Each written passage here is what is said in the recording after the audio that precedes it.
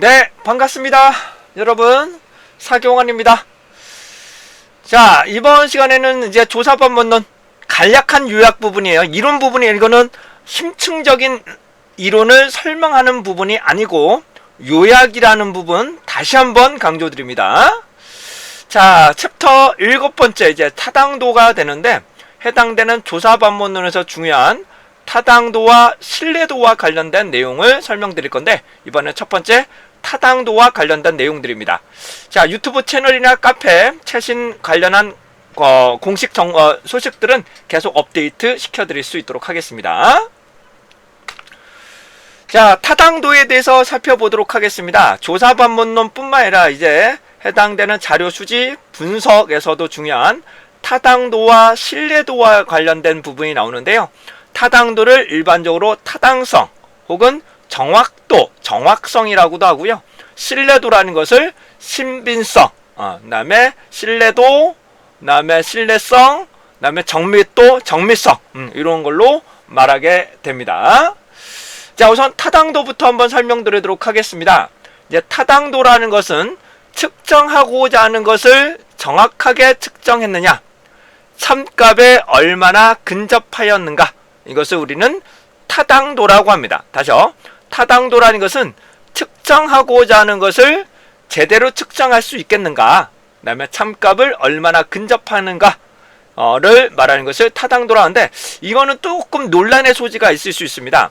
우리가 자체가 참값을 정확하게 알아낼 수가 없기 때문에 전반적으로 추정을 하는 거죠. 그래서 해당 부분이 내가 측정하고자 하는 맞느냐라는 것을 우리는 타당도라고 합니다. 그래서 타당도를 측정하는 도구가 생각보다 그렇게 많진 않아요. 예. 그래서 이 타당도에는 크게 조사 설계상의 타당도와 측정상의 타당도, 크게 이 두 가지로 구분될 수 있는데 매우 중요합니다. 매우 중요한 부분이고요.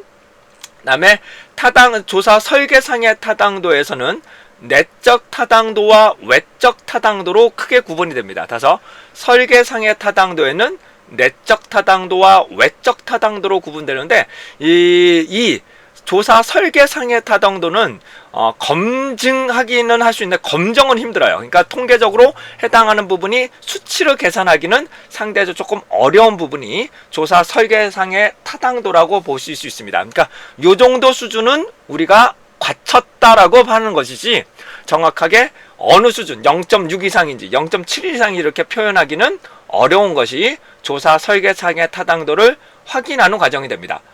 자, 우선은 내적 타당도를 저해하는 요인, 외적 타당도를 저해하는 요인들이 나오는데 다시 한번 말씀드리지만 본 강의는 요약 강의이기 때문에 이 내용들을 하나씩 다 설명드리지는 못합니다. 이거는 해당되는 시험 전에 해당되는 요약 자료이기 때문에 그렇게 이해해 주시면 감사하겠고요. 자, 우선 내적 타당도라는 것은 인과관계를 얼마나 잘 추론할 수 있겠는가, 외적 타당도라는 것은 일반화 정도가 과연 가능할 것인가 라고 나오시는데, 이 내적 타당도와 외적 타당도를 모두 낮추는 건 가능합니다. 즉 내적 타당도와 외적 타당도 둘 다 나쁘게 하는 방법은 가능해요. 하지만 둘 다 어느 정도의 수준은 충족을 하실 수가 있지만 모두 내적 타당도와 외적 타당도 모두 다 긍정적으로 모두 다 높게 올리기는 상당히 어렵습니다. 거의 힘들다고 보셔야 됩니다. 그래서 해당되는 내적 타당도를 높일 거냐, 그러니까 다시요, 내적과 외적을 일정한 수준은 충족을 하되 내적을 높일 거냐 외적을 높일 건가를 결정하게 됩니다. 자, 근데 이제 내적 타당도를 높이는 방법은 여러 가지 방법이 있는데 그 중에서도 가장 손쉬운 방법은 실험을 하면 좋습니다. 실험을 하게 되면 인과관계를 좀 더 외부 환경을 통제를 하고 그다음에 원인 변수를 통제하면서 인과관계를 제대로 추론하실 수가 있겠죠. 자, 이런 내적 타당도를 저해한 요인들은 여러 가지가 나오시는데요. 이런 내용들, 즉 내적 타당도 저해 요인과 외적 타당도 저해 요인 역시 외성 변수를 설명하는 요인이라고 보셔도 되실 것 같아요. 자, 내적 타당도 저해 요인은 우연하게 나타나는 역사적 요인, 그 다음에 시간의 흐름에 따라서 집단 자체 속성이 변하는 성숙의 요인, 그 다음에 반복되는 측정에 인해서 친속도가 높아져서 응답이 왜곡되는 주시험 속가 혹은 검사의 요인이라고 하고요. 그 다음에 사전 측정과 사후 측정 간의 측정 도구나 방법 등 측정 수단이 달라지는 경우, 그 다음에 극단값은 평균으로 수렴하는, 다죠? 극단값은 평균을 수렴하는 통계적 회귀, 그 다음에 실험 집단과 통제 집단의 구성상의 표본 자체가 삶았다는 선발의 요인, 그 다음에 조사 대상자가 없어지는 경우가 나타날 수가 있겠습니다. 근데 우연하게 나타나는 거 여러분들 이해되실 것 같고요. 성숙 요인은 시간의 흐름에 따라서 조사 대상자의 의견이 바뀔 수 있는 부분이 되겠죠. 이런 거는 좀 이해가 되실 겁니다. 여기 파란색으로 체크된 부분은 여러분들이 쉽게 이해하실 수가 있을 것 같고요. 선발 자체는 문제점으로 지적될 수 있겠죠. 근데 통계적 회귀에 대해서는 잘 이해가 안 되시는 분들도, 납득이 안 되시는 분들도 계실 겁니다. 극단치가 왜 굳이 평균을 회귀할 거냐, 이런 부분에 대해서는. 근데 자료가 많아지면 기본적으로 평균을 많이 수렴한다라고 보시면 되실 것 같고요. 자, 그 다음에 외적 타당도 저해 요인입니다. 이 세 가지가 우선적으로 중요한데요. 호손 효과, 반작용, 리바운드 효과라고도 합니다. 표본의 대표성에 대해서도 이 세 가지는 매우 중요한 부분입니다.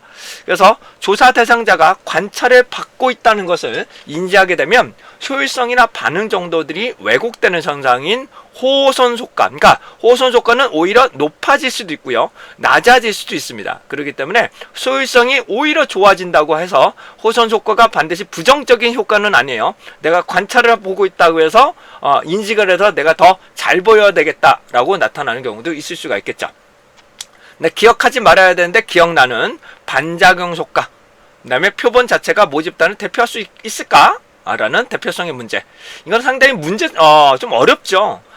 이 표본 자체를 대표할 수 있겠느냐? 그러면 크기밖에는, 그다음에 추출 방법하고 표본의 크기가 표본의 대표성을 증명할 수도 있고요.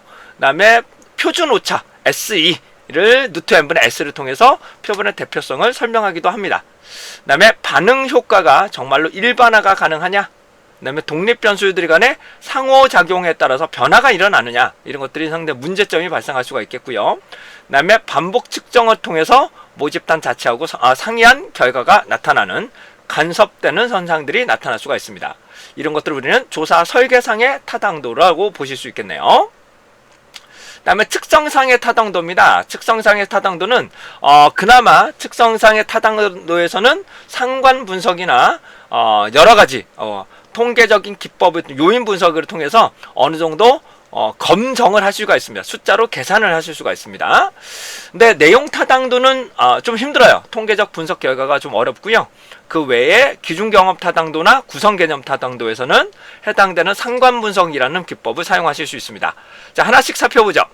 자, 측정상의 타당도는 내용의 타당도, 그 다음에 기준경험 타당도, 구성개념 타당도로 크게 대분류로, 그러니까 중분류죠. 중분류로 세 가지로 구분될 수가 있겠고요. 그 하위적인 내용으로도 많이 나오게 됩니다. 자, 내용 타당도입니다. 측정 도구 자체가 타당한가? 그래서 액면, 표면, 앞면, 논리적 타당도라고도 합니다. 이 말들이 조사 반문론에서는 이런 용어 등이 좀 많이 어렵죠. 액면, 표면적으로 잘 설명할 수 있겠느냐? 뭐 전문가냐? 아니면 그냥 일반인이냐? 그에 따라서 앞면이냐, 표면이냐, 이런 것들도 용어가 조금씩 다르긴 합니다. 그 전문가가 주관적으로 평가를 많이 하고요. 일반적인 대상으로 하게 되면 앞면 타당도라고도 합니다. 그래서 얘는 이 문항이 이렇게 질문하는 거죠. 이 문항이 이런 조사를 하기 위해서 적합하다고 생각하십니까? 라고 질문하는 이런 것을 우리는 검증 기법으로 보실 수 있겠죠. 자, 이에 반해서 이제 기준경합 타당도입니다. 검증된 기준과 해당되는 비교를 하는 것인데, 현재 시점이면은 동시적 타당도, 예측적 미래 시점이면 예측적 타당도라고 보시면 됩니다. 기준과 비교를 하게 됩니다. 그래서 통계적 기법을 해서 상관 분석 기법을 살펴봅니다.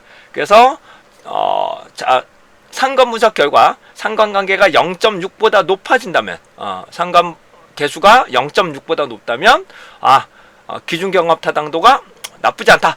그 다음에 0.8 이상이나 0.9 이상 되면 상당히 기준경합 타당도가 높다라고 보실 수가 있겠죠. 그 다음에 구성개념 타당도입니다. 실제로 무엇을 측정했는가? 이런 것들이 구성 개념 타당도라고 하는데, 여기서는 중요한 판별 타당도와 수렴 타당도가 중요하고요.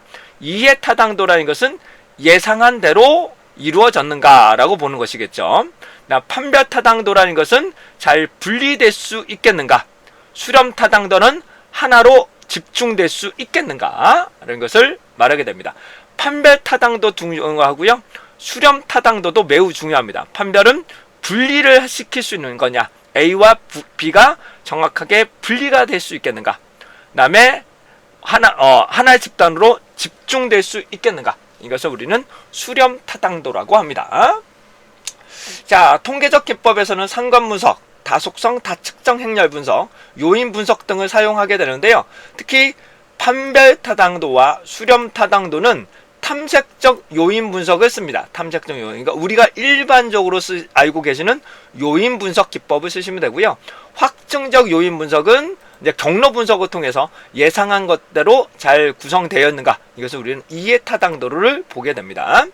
확증적 요인 분석은 경로 분석을 통해서 얻어낼 수가 있는데, 연구자의 가설에 의해서 정말로 독립 변수의 투입 순서에 따라서 그 요인 분석 결과가 잘 이루어졌는가를 확인하는 것이고요. 그 다음에 탐색적 요인 분석은 가설에 의하지 않고 통계적으로 유의미한 변수들만 한정하여 검증하는 분석이 됩니다. 물론 확증적과 탐색적이 모두 합리적으로 나오면 좋은데, 실제로 이 두 가지를 모두 다 충족하기는 조금 어려울 가능성도 발생할 수 있다. 하지만 일정한 기준인 0.6 이상 정도는 충분하게 나올 수 있어야 된다. 최소한 0.5, 그 다음에 일반적인 수준인 0.6 정도가 나오면 요인 분석으로서 나쁘지 않다라고 판단하실 수 있게 되겠습니다.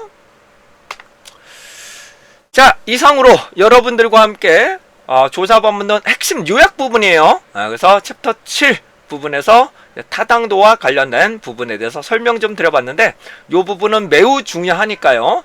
조사 설계상의 타당도, 그 다음에 내적 타당도와 외적 타당도 저해 요인 반드시 보셔야 되고요. 측정상의 타당도인 내용 타당도, 기준 경험 타당도, 구성 개념 타당도, 그 다음에 하위의 내용들, 통계적 분석 기법까지 모두 다 서술하실 수 있어야만 좋은 결과를 얻어내실 수 있을 것 같습니다. 자, 이상 사경원이었고요. 여러분들께 좋은 결과 있으시기를 응원하겠습니다.